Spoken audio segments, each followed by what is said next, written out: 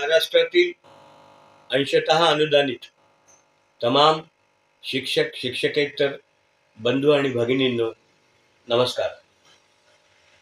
विषय असा आहे की 3261ला 2 दिवसापूर्वी पैसे सोडले, 0511लाही सोडले, काल 3361ला सोडले आणि आज 3319ला सोडले। आता तुम्ही म्हणाल 3261ला पैसे सोडले तरी आमचे पगार झाले नाही, किंवा 0511ला पैसे सोडले तरी पगार झाले नाही। माफ करा, जेवढे पैसे या लेखाशीर्षाला उपलब्ध होते तेवढे सगळे सोडले।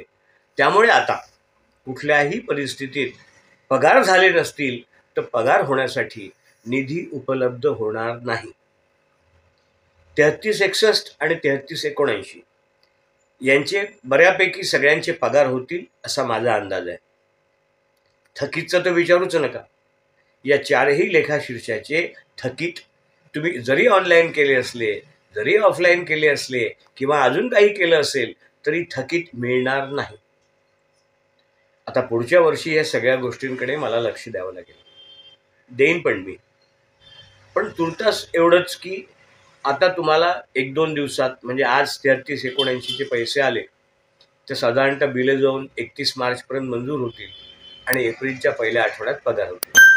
फेब्रुवारीचे, मार्चचे पैसे एप्रिलच्या पहिल्या आठवड्यात येतील।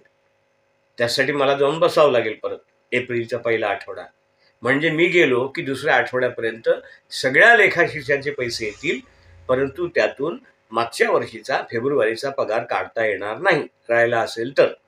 आता पुढच्या वर्षीच बघूया काय होतं। जेवढं चांगलं करायचं तेवढं चांगलं करण्याचा प्रयत्न करतो।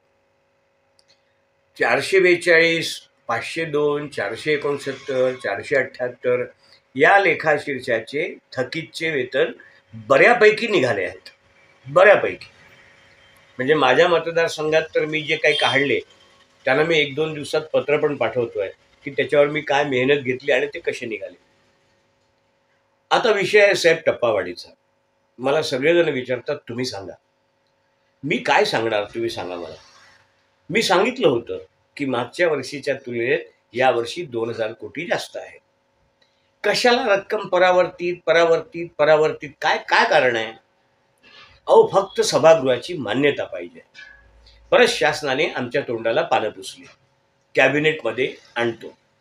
मला सांगा, 14 ऑक्टोबरचा जो निर्णय झाला तो कॅबिनेटचा नव्हता का? मग एकाच गोष्टीसाठी 2-2 कॅबिनेटची गरज आहे का? याला सभागृहाची मान्यताच पाहिजे होती आणि आता सभागृहाची मान्यता मिळाल्याशिवाय टप्पावाढ देता येणार नाही असं माझं स्पष्ट मत आहे। पावसाळी अधिवेशनात जी काही तयारी करायची आहे ती तयारी करण्याचा पूर्ण प्रयत्न करतो।